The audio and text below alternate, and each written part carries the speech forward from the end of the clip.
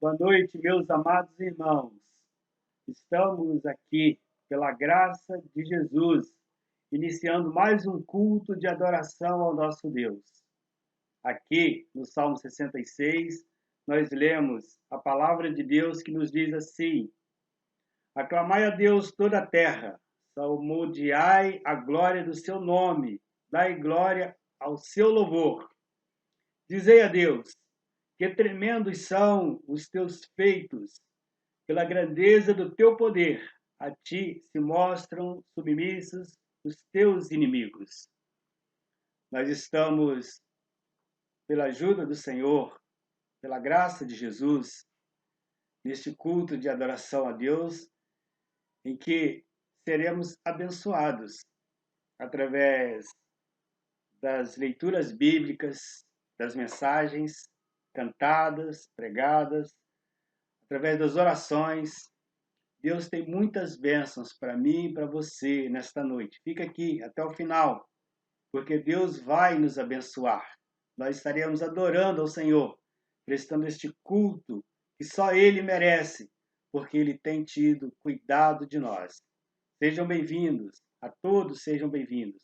Em nome de Jesus. Amém.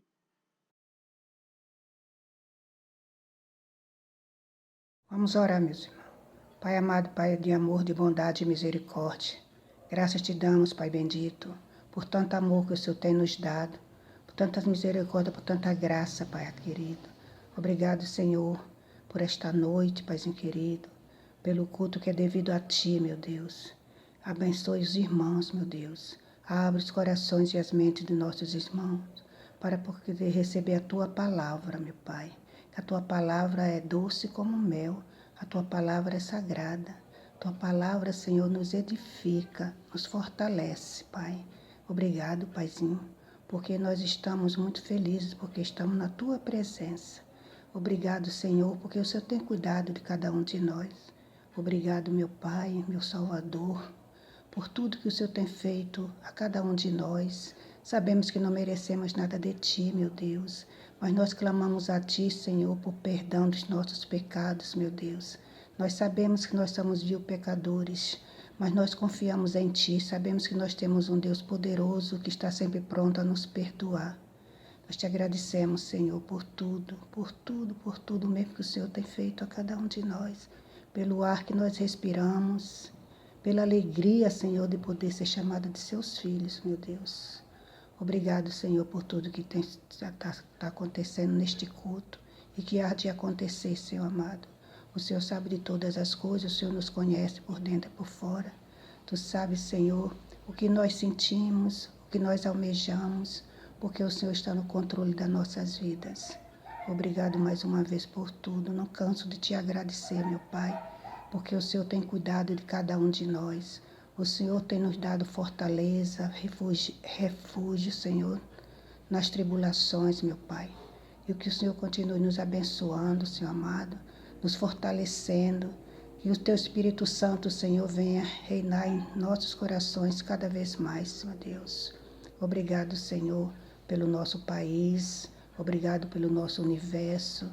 E que a Tua mão de poder, Senhor, esteja, Senhor, curando, Senhor, as enfermidades, curando dessa pandemia, Senhor amado, que está, Senhor, querendo destruir o nosso mundo, Senhor amado, mas não vai conseguir, porque nós temos um Deus grande de poder, que está no comando de tudo. Obrigado, Senhor, porque o Senhor cuida de nós como se fosse a menina dos teus olhos. Obrigado por tudo. Dá uma boa noite na tua presença, Senhor amado, e dá em refrigério as nossas almas, em nome de Jesus, que vive e reina para todos sempre, Senhor, este Jesus, meu Deus, que perdoa os nossos pecados. Amém, Pai. Boa noite, irmãos. É muito bom estarmos mais uma vez aqui para louvar o Senhor. Mas nesse instante eu vou deixar um texto para os irmãos que se encontra em Salmos 8, do versículo 3 em diante. Quando contemplo os teus céus, obra dos teus dedos, e a lua e as estrelas que estabeleceste, que é o homem que dele te lembres, e o filho do homem que o visite. Fizeste, no entanto, por um pouco, menor do que Deus, e de glória e de honra o coroaste. Deste-lhe domínio sobre as obras da tua mão, e sobre seus pés tudo lhe puseste, ovelhas e bois, todos, e também os animais do campo, e as aves do céu, e os peixes do mar, e tudo que percorre as sendas dos mares. Ó Senhor, Senhor nosso, quão magnífico em toda a terra é o teu nome. Louvemos ao Senhor neste momento.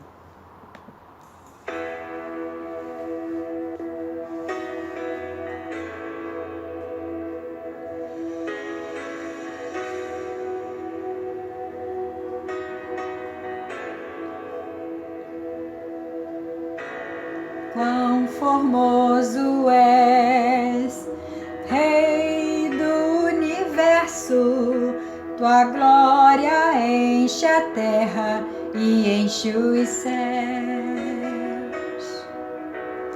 Quão formoso és, Rei do universo, tua glória enche a terra e enche os céus.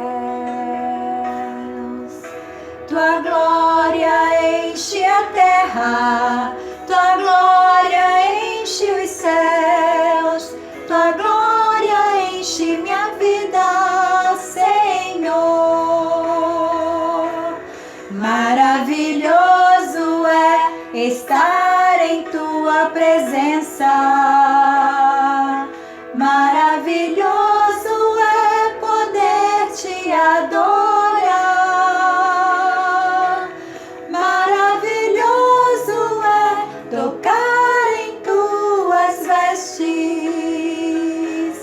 Maravilhoso é te contemplar, Senhor.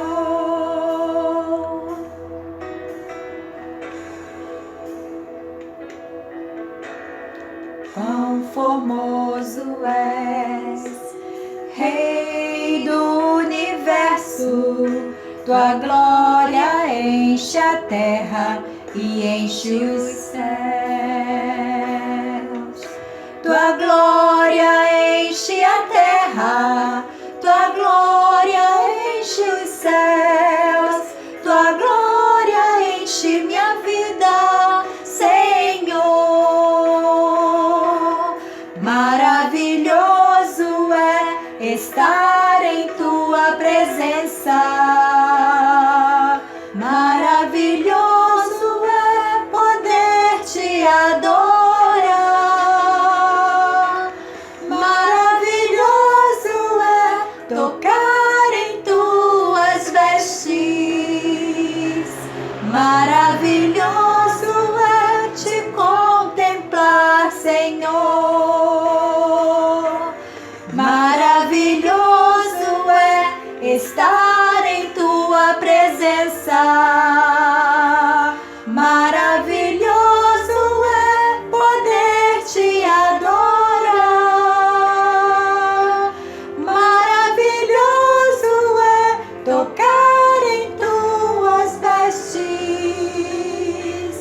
Maravilhoso é te contemplar, Senhor. Mais uma vez, irmãos, vamos lá. Maravilhoso é estar em tua presença. Maravilhoso é poder te adorar. Maravilhoso é tocar em tuas vestes.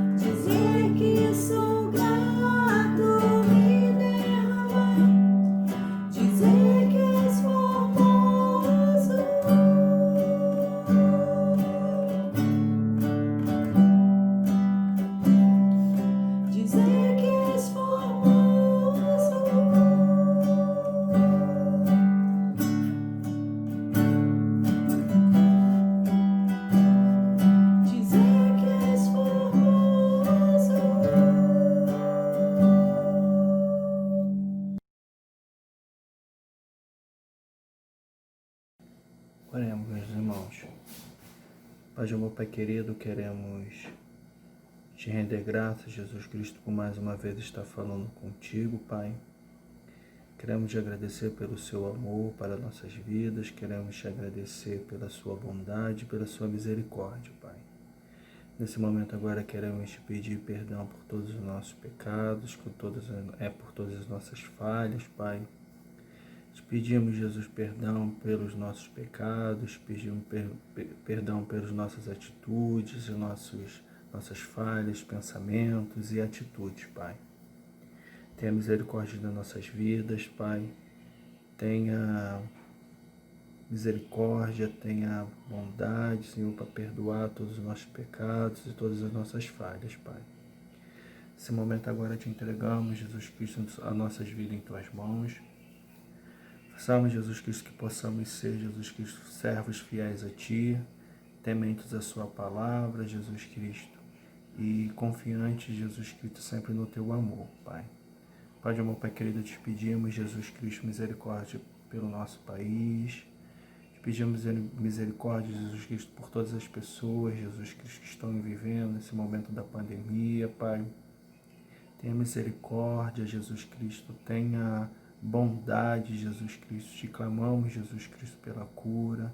Te clamamos pela diminuição da curva, Jesus Cristo. Te clamamos, Jesus Cristo, que Tu venha consolar todos aqueles que perderam entes, Jesus Cristo, todos aqueles que estão enlutados, Jesus Cristo. Te pedimos, Jesus Cristo, pelos nossos governantes, Jesus Cristo, dê discernimento, dê sabedoria, Senhor, para poder controlar essa crise, Pai. Ó Pai de amor, Pai querido, tenha misericórdia, ilumine, Jesus Cristo, dê sabedoria, que eles possam, Jesus Cristo, montar estratégias, Jesus Cristo, para poder combater esse mal que assola o mundo, Pai. Pai de amor, Pai querido, toma nossos irmãos em Tuas mãos, Jesus Cristo, os proteja, os guarda, Pai. Ó Pai, te pedimos pela Sua misericórdia e clamamos pelo Seu amor, Pai. Pai de amor, Pai querido, nos dá, Jesus Cristo, um culto abençoado, uma palavra, uma mensagem vinda dos céus, servindo para os nossos corações. Conforta, Jesus Cristo, e tenha, Jesus Cristo, misericórdia e tenha bondade para nossas vidas, Pai. Ó Pai de amor, Pai querido, só isso que eu te peço, agradecendo em nome de Jesus, Pai. Amém.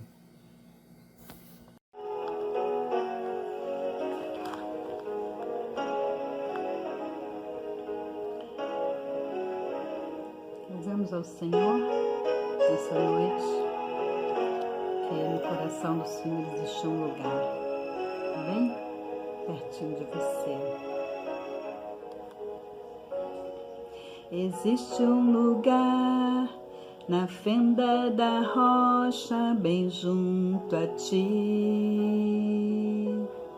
em tua presença, em tua presença.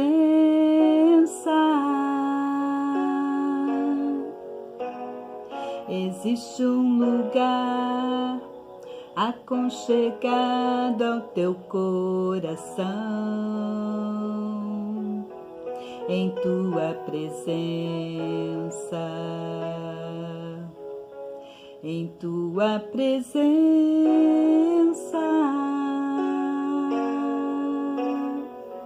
Existe um lugar onde o orgulho não vai me seduzir, onde o dinheiro, a fama, os aplausos não podem me comprar. Em tua presença, Senhor, em tua presença, Senhor, eu quero estar e mergulhar, descansar em teus braços de amor, em tua presença, Senhor, em tua presença, Senhor, vou me esconder, tu és meu prazer, em tua presença é o lugar onde eu quero habitar.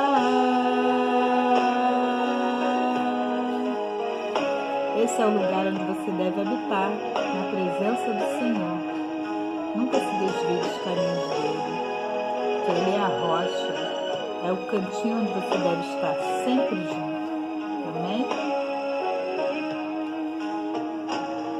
Existe um lugar na fenda da rocha, bem junto a ti, em tua presença, em tua presença.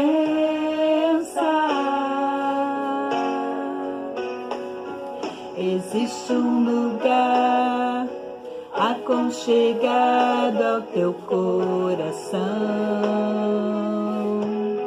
em tua presença, em tua presença.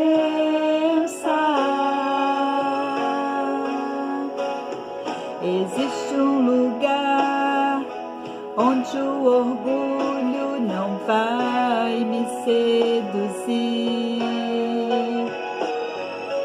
onde o dinheiro, a fama, os aplausos não podem me comprar. Em tua presença, Senhor, em tua presença, Senhor, eu quero estar e mergulhar, descansar em teus braços de amor, em tua presença, Senhor, em tua presença, Senhor, vou me esconder, tu és meu prazer, em tua presença é o lugar onde eu quero habitar. Aleluia, glória a Deus. Em tua presença, Senhor, é onde nós queremos estar. Em tua presença, Senhor, em tua presença, Senhor, eu quero estar e mergulhar, descansar em teus braços de amor, em tua presença, Senhor, em tua presença, Senhor, vou me esconder, tu és meu prazer, em tua presença é o lugar onde eu quero habitar.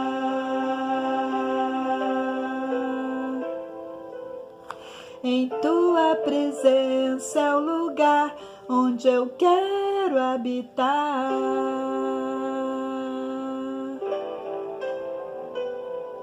Em tua presença é o lugar onde eu quero habitar.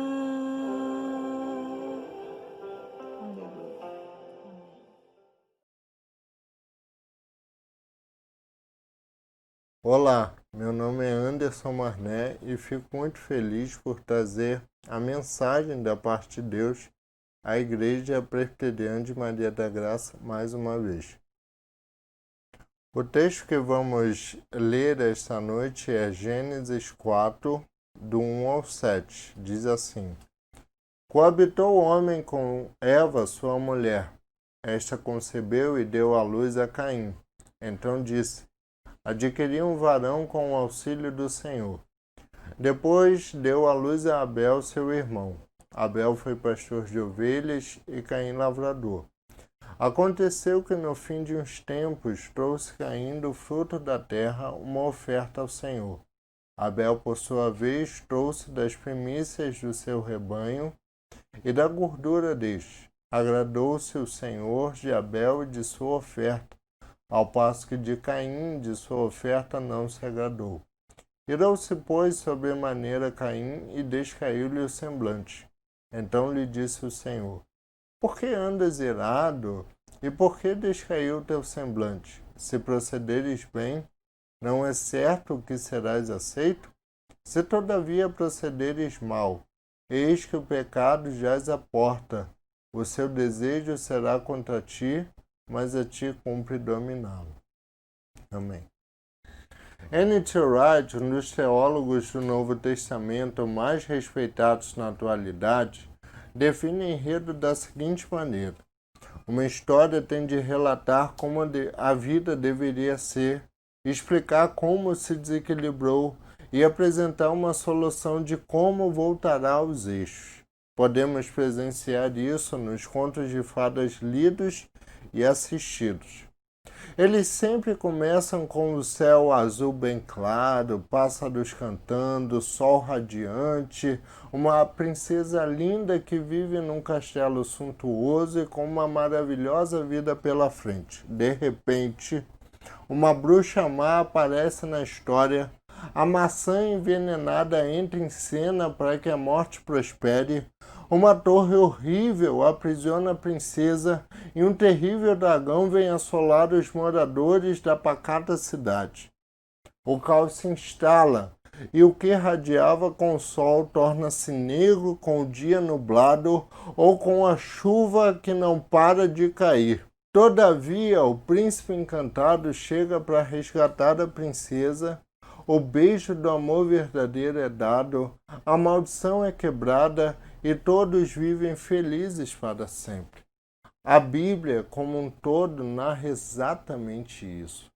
Não como um conto de fadas, mas algo real no qual estamos passando e esperando.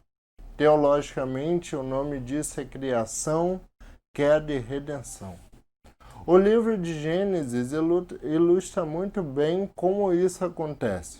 Nos 2 primeiros capítulos, percebe-se a harmonia da criação reinando a partir da palavra de Deus. Tudo era muito lindo e próspero. Deus olhou para sua criação e disse sem pestanejar que estava muito bom. No entanto, o versículo 1 do capítulo 3 nos informa que seu início se dá com uma conjunção adversativa. Ou seja, o capítulo 3 já começa se colocando em contraste com o maravilhoso mundo existente nos capítulos anteriores. O diabo seduziu nossos primeiros pais, colocando em seus corações dúvidas sobre a indubitável palavra do Senhor. E é aí que começa a nossa ruína. Eles obedeceram à palavra de Deus em busca de independência e autonomia. Apesar de terem todo um paraíso para desfrutar, a ambição e a cobiça em seus corações passaram a ser senhores sobre suas vidas. Então, o primeiro efeito do pecado surge. Em Gênesis 3:9, Deus pergunta ao homem: onde estás? Não é uma pergunta retórica, nem tampouco Deus queria saber a localização geográfica de Adão. É uma pergunta muito profunda. Ao se submeter à ilusão de que seria como Deus, completo em si mesmo, o ser humano, na verdade, caiu no terrível poço da desilusão, de nem saber quem ele é e qual é seu propósito aqui na Terra. Sua inocência já não existe mais. A busca desesperada na confecção de roupas que ele nem mesmo sabia fazer é uma prova disso. O que resta a Adão, então? Aquele que deveria ser o representante legal de toda a humanidade perante Deus está completamente perdido em seus desejos, emoções e sentimentos. O trabalho diabólico foi perfeito. Satanás não queria tirar Deus da vida do ser humano, mas apenas colocá-lo em segundo plano. Basta somente isso para que a nossa vida se desestruture e desestabilize integralmente. Em seguida, ainda no capítulo 3, Deus, primando por sua justiça, pergunta ao homem, escondido em sua própria vergonha, como havia sabido de sua própria nudez. Ele, ao invés de tomar a atitude do verdadeiro homem, do verdadeiro representante da humanidade, culpa sua esposa, afirmando que, porque ela havia dado o fruto que Deus proibira comer, ele havia comido. E ele comeu por isso. Isso significa que se a humanidade inteira dependesse da palavra e responsabilidade de Adão, para que sua restauração diante de Deus fosse feita, ela com toda certeza estaria perdida. A justiça de Deus, porém, não se cansa. Ela vai até o fim para não punir e castigar o culpado por ter envergonhado sua santidade e palavra. Então Deus pergunta a Eva o que tinha acontecido. Ele não quer dar uma sentença injusta, por isso ouve todos os envolvidos no processo. Eva também se exime de culpa, acreditando toda ela a serpente que a seduziu. Então Deus pune os culpados. Diz que a serpente já não poderia mais andar, ela se rastejaria para todo sempre. A mulher teria filhos com muitas dores, e o homem se cansaria e se fatigaria bastante com o seu trabalho. Mesmo assim, o amor de Deus pela humanidade se mostra maior do que qualquer castigo e punição. Já em Gênesis 3, no versículo 15, Deus faz uma promessa. Ela afirma que Eva terá um filho, e ele vai resgatar todo o empenho, dedicação e amor que ela tinha por Deus antes do pecado. Ele fará isso quando a serpente ferir seu calcanhar, tendo uma dor insustentável a ponto de morrer, mas vitoriosamente, o mesmo pé ferido esmagará a cabeça da serpente, que não mais seduzirá a humanidade. Quem dera se Adão fosse macho bastante para fazer este trabalho, repreendendo Eva, mas a deixando livre de seu mal. Ele não foi, e por isso todos os homens estão sujeitos e escravizados pelo pecado. A partir daí podemos entender o texto lido. Este texto é uma pequena amostra do desespero que a humanidade tem na sua busca por salvação e redenção. Enquanto Eva, de um lado, deposita suas esperanças em seu filho, por outro lado, Caim tenta provar para Deus que é o resgatador prometido. No entanto, ambos estão equivocados. Todavia, se ambos estão equivocados, quem é o Salvador então? Pretendo responder esta pergunta, e para isso gostaria que você meditasse comigo no seguinte tema: na expectativa do Salvador. Em primeiro lugar, na expectativa do Salvador, a humanidade recorre às suas boas obras. Repare bem como começa o texto. O texto diz que Adão e Eva tiveram uma relação sexual e a mulher engravidou. Isso não é estranho? Imagina que na igreja onde você se encontra, um casal vai até o microfone para anunciar a chegada de mais um bebê à terra. De repente o marido diz assim: minha esposa e eu tivemos uma relação sexual e olha, ela engravidou. O que você acharia se ouvisse uma coisa dessas? Você poderia dizer que ele foi descortês ou, no mínimo, inconveniente. Bastava ele dizer que ela estava grávida e ponto final. Todo mundo sabe como funciona o processo. O autor bíblico, todavia, não economiza nos detalhes. Talvez alguém possa dizer assim: mas a sociedade daquela época era primitiva demais para compreender uma coisa dessas. Eles ainda estavam se conhecendo e se descobrindo enquanto sociedade. No entanto, o contexto não sugere isso.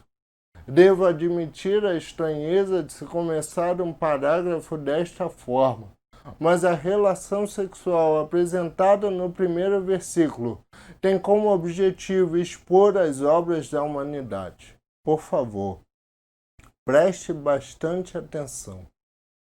Eva estava desesperadamente confiando na promessa de Gênesis 3,15. Deus havia dito que seu descendente a resgataria de sua decepção pecaminosa. Então ela seguia um padrão altamente lógico. Para que sua salvação viesse ao seu encontro, ela precisava ter relações sexuais. Afinal, qual seria outro jeito do Salvador vir ao mundo senão pelo esforço humano? O versículo 1 demonstra que Eva acreditava que seu esforço pudesse produzir uma ação simultânea de Deus. É assim que alguns enxergam a oração, os momentos devocionais, os encontros regulares com nossos irmãos enquanto igreja, entre outras coisas. Essas pessoas acreditam que por suas ações serem boas, elas de alguma forma mobilizam o coração de Deus para que ele faça a vontade delas. No entanto, assim como o resto da humanidade, Eva não entendia que seu esforço de nada adiantaria na tentativa de conseguir o perdão divino e, com isso, restituir o relacionamento perdido entre nós e ele. Nem a expressão adquirir um varão com o auxílio do Senhor vai significar algo para Deus. Será somente mais um Salvador produzido de forma desesperada pela humanidade e ainda colocando o nome de Deus no meio. Mas afinal, se aquele que irá consertar o pecado de Adão e de todos que confiarem em sua obra, não vier por meio de nossos esforços, de onde lhe virá então? O primeiro versículo do texto ilustra o esforço humano na tentativa de se salvar por meio de uma relação sexual. É necessário, porém, destacar que os evangelhos retratam que o verdadeiro Redentor da humanidade teve um nascimento igual ao nosso, que ele é feito de carne e osso e é descendente de Adão, como afirma Lucas 3,38. Isso é uma prova de que a promessa de Deus é verdadeira. Todavia, Mateus 1,18 nos informa que o Redentor não é gerado no ventre de Maria através de um ato sexual, mas por meio da ação do Espírito Santo. Isso significa simplesmente que Deus não depende de nossas obras para cumprir suas promessas, bem como oferecer nossa salvação e a restituição do nosso amor por Ele. É interessante notar como Eva estava convicta de que Caim era aquele que a redimiria diante de Deus. Quando olhamos para este texto em Gênesis, observamos o contraste com os evangelhos. Aprendemos que o Deus soberano, Criador dos céus e da terra, também é poderoso para reorientar nossa vida na direção dele, sem a nossa ajuda, logicamente. Em segundo lugar, na expectativa do Salvador, a humanidade se oferta diante de Deus. O texto em destaque apresenta de forma clara um momento de culto. Caim, influenciado pela crença de sua mãe, acredita de forma convicta que ele restaurará a sorte de seus pais e mudará o futuro da humanidade. A prova disso é que ele se oferece como a melhor oferta para Deus. O exegeta norte-americano Bruce Waltke afirma que o pecado de Caim é a superficialidade.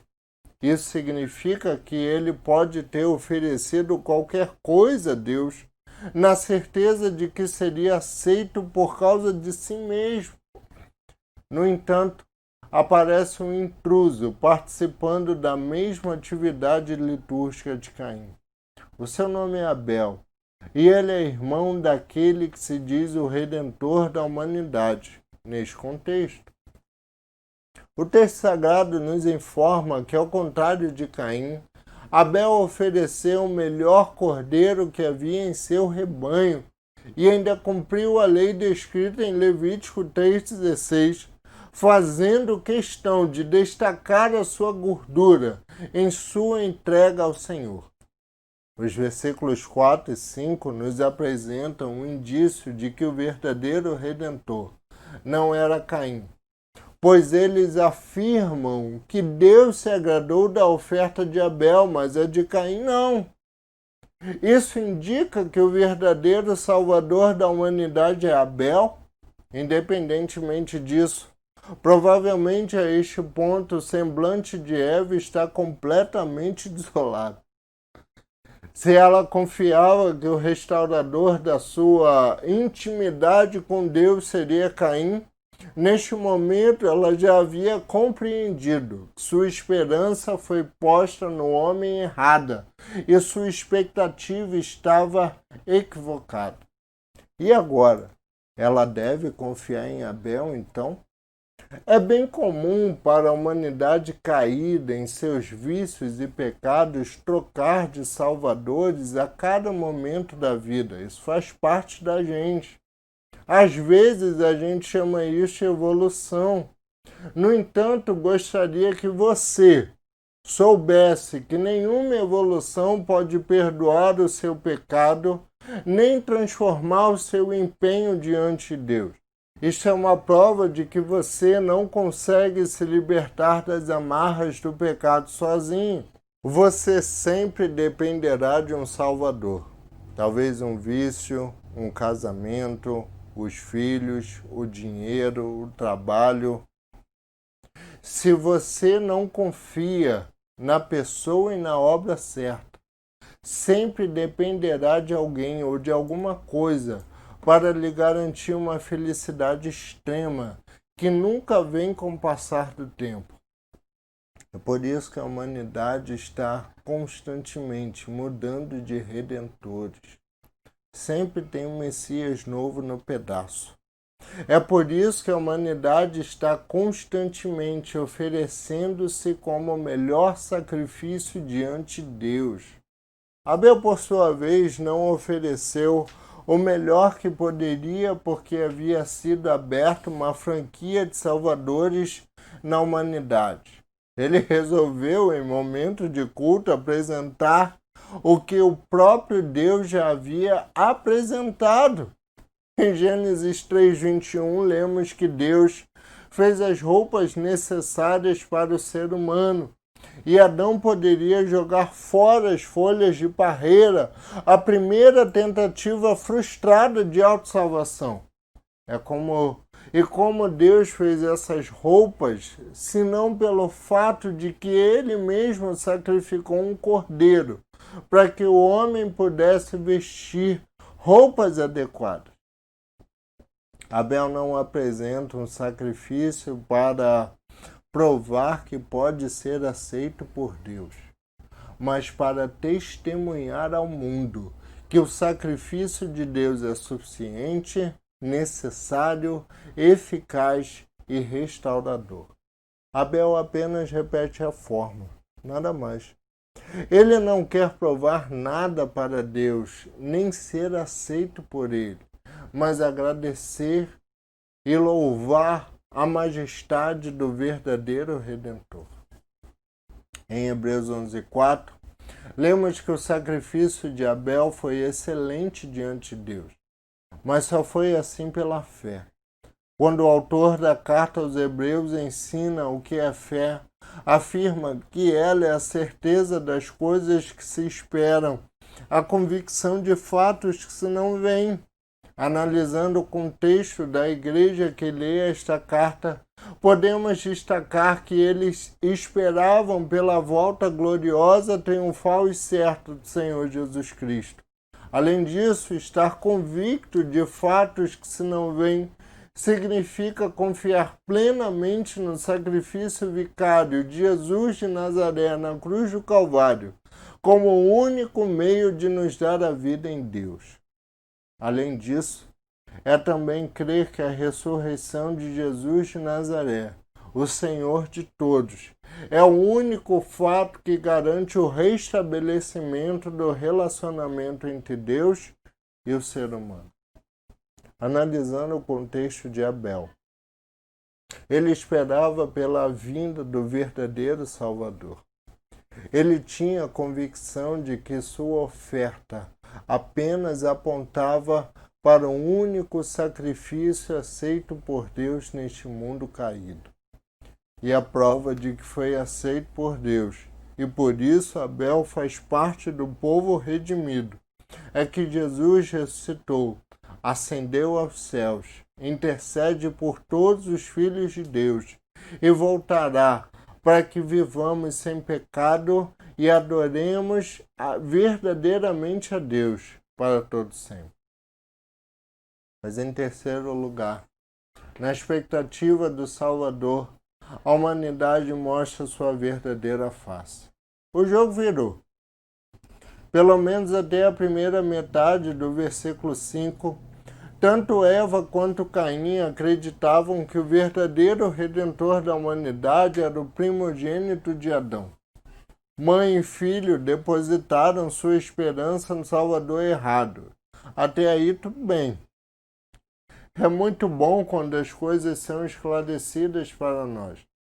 No entanto, quando Caim encara a realidade dos fatos e percebe que nós não dependemos do seu sacrifício para nos reaproximar de Deus, ele fica furioso. Por motivo nenhum, é claro. Aliás, isso devia ser libertador.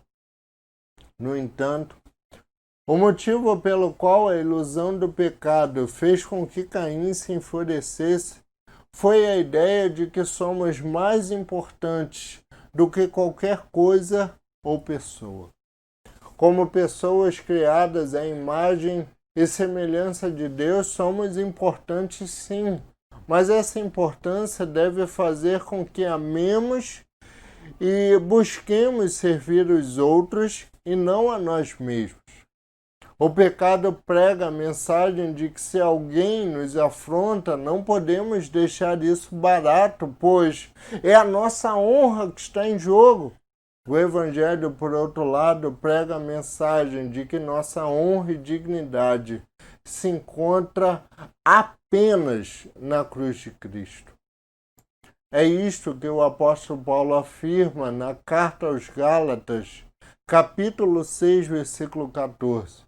Mas longe esteja de mim gloriar-me senão na cruz do nosso Senhor Jesus Cristo, pelo qual o mundo está crucificado para mim e eu para o mundo. Caim mostra sua verdadeira face, mandando uma mensagem para sua mãe e para toda a humanidade, dizendo que ele era tão corrupto quanto todas as gerações que viriam após ele. Ele não poderia ser o nosso Salvador de forma alguma. Não poderia reorientar nosso amor e dependência na direção divina. Mesmo assim, Deus entra em cena, buscando provas de que Caim era o verdadeiro Redentor da humanidade. Por que andas irado? É a pergunta do Criador para ele. No versículo 7, Deus apresenta a condição do verdadeiro Salvador, e esse é o motivo pelo qual muitas vezes nos frustramos, nos culpamos e ficamos irados. Se procedermos bem, seremos aceitos, e este é o ponto. O versículo aponta para o cumprimento de toda a lei e para o sacrifício do verdadeiro Redentor. É preciso que fique muito bem claro que nossas frustrações, ansiedade, culpa e ira existem porque estamos separados de Deus. E essa separação de Deus gera uma separação psicológica de nós mesmos e social das outras pessoas. Ainda assim, insistimos na tentativa de provar que somos pessoas boas e que nossos sacrifícios são os melhores. Mas quando Deus não os aceita e prova que somos pecadores, que não amamos sua justiça e santidade, ficamos irados. Nossa máscara cai e acreditamos piamente que nossa justiça e santidade são superiores às de Deus. Ira, medo, vergonha, agitação, entre outras coisas, são sentimentos e emoções que tomam conta de nós e nem queremos saber se existe um certo ou errado. Nós precisamos ser aceitos porque o impulso de que somos divinos já toma conta do nosso coração. A essa altura, assim como Caim e Eva, você também já deve ter percebido que o verdadeiro Redentor ofereceu um sacrifício mais excelente. Este Redentor é Jesus de Nazaré. Qual é a diferença de Caim para ele? Primeiro que quando Jesus foi julgado, tanto pelos judeus quanto pelos romanos, ouviu toda sorte de mentiras, falsas acusações, calúnias, deboches e ficou calado. Diferentemente de Caim, ele sabia quem era e qual era a sua missão. A ira não o dominava. Ele era e é o homem perfeito que cumpre toda a lei de Deus. Ele não quer que sua justiça e santidade sejam superiores às de Deus, mas quer exaltar a majestade do Criador. Ele ama toda a lei do Senhor e pensa nela de dia e de noite. Ele quer que o nome de Deus seja glorificado, nem que para isso o seu seja humilhado. Jesus de Nazaré é o cumprimento do Salmo 15. Ele é aquele que pode morar no santo monte de Deus, pois ele é íntegro, pratica a justiça e fala a verdade. Não difama com a sua língua, não faz mal ao próximo, nem lança injúria contra o seu vizinho. Enquanto que de um lado Caim é aquele que por sua ira contra Deus matou seu irmão, do outro Jesus de Nazaré é aquele que por seu amor por Deus deu a vida por seus irmãos. O verdadeiro Redentor sofreu a terrível separação de um amor eterno, para que todos os seus não passassem por esta penalidade. Na cruz, ele sofreu a ira eterna de Deus e cumpriu todos os requisitos necessários para um único sacrifício aceito por Deus. O que então podemos fazer com todas essas afirmações? A primeira resposta que eu posso dar é nada. Mas esse nada no sentido de que nenhuma de nossas ações podem contribuir para o resgate do nosso amor por Deus. Nada do que a gente faça vai mudar o coração de Deus para que Ele nos perdoe ou nos alivie de alguma culpa. Eu sei que somos peritos em comprar o perdão das pessoas com boas ações e achamos que podemos fazer o mesmo com relação a Deus. Isso não vai adiantar. Para que o nosso perdão seja alcançado diante de Deus, Deus precisa assumir a culpa em nosso lugar.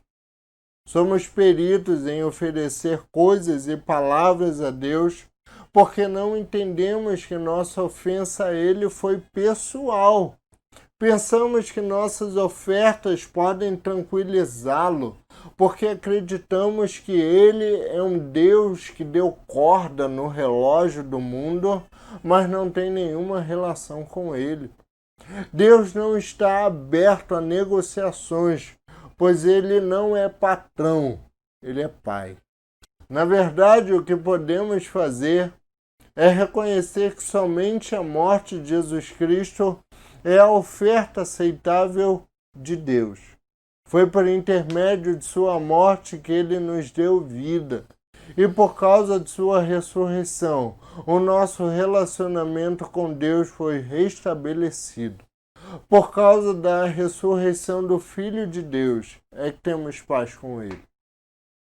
Diante desta verdade inestimável, há mais duas coisas que podemos fazer. A primeira delas é crer de todo o nosso coração nesta mensagem, ou seja, devemos confiar somente na obra de Cristo. É somente ela que nos livra da ira vindoura, perdoando o nosso pecado neste exato momento. Devemos confiar que por meio desta obra, Ele dirige os nossos passos para Ele mesmo. E esta confiança nos dá energia para enfrentarmos os ditames e percalços deste mundo, mergulhado no pecado. Diante de tudo que foi exposto, se tem algo que você pode fazer, é crer na obra substitutiva e redentora de Cristo Jesus. Esta crença leva-nos a cada dia ao verdadeiro arrependimento. Esta é a segunda coisa que podemos fazer diante desta mensagem. Precisamos nos arrepender daquilo que não somos, das máscaras que colocamos todas as manhãs, das mentiras que inventamos para nós mesmos. Principalmente, precisamos nos arrepender da nossa rebeldia e do nosso desejo de sermos autônomos e independentes de Deus. A obra de Cristo Jesus deve gerar em nosso coração o desejo de sermos como uma criança de colo que depende de seus pais para tudo. Dependemos de Deus para tudo. Precisamos apenas reconhecer isso. A palavra de Deus não é um conto de fadas, mas a história de que fomos criados à imagem e semelhança dele, com o fim de o adorarmos em espírito e em verdade. Mas no meio do caminho optamos por seguir nossos próprios passos, achando que somos senhores de nós mesmos. No entanto, Deus resgatou o empenho do nosso coração para Ele mesmo, com o fim de seu povo viver ao seu lado para todo sempre. Este é o maravilhoso enredo no qual estamos inseridos. Amém. Que Deus te abençoe. Estamos chegando ao final do culto. Eu quero, antes de terminarmos, quero desejar a você, em nome da nossa igreja, uma semana feliz, uma semana abençoada. Que você possa, durante estes dias, sentir a presença do Espírito Santo de Deus, te orientando, te motivando, te dando alegria. Que esses momentos de dificuldades possam ser recompensados pela certeza de que Deus está cuidando de você, Deus está cuidando de nós. Recebei a bênção. Que a graça infinita e poderosa do nosso Senhor e Salvador Jesus Cristo, Senhor nosso, que o amor bondoso e providente do nosso Deus Criador, que as alegrias, a companhia, o consolo e a esperança que vem do Espírito Santo, nosso Consolador, estejam com os irmãos, estejam com você e com toda a igreja do Senhor em qualquer lugar do mundo, hoje e pelos séculos dos séculos. Amém.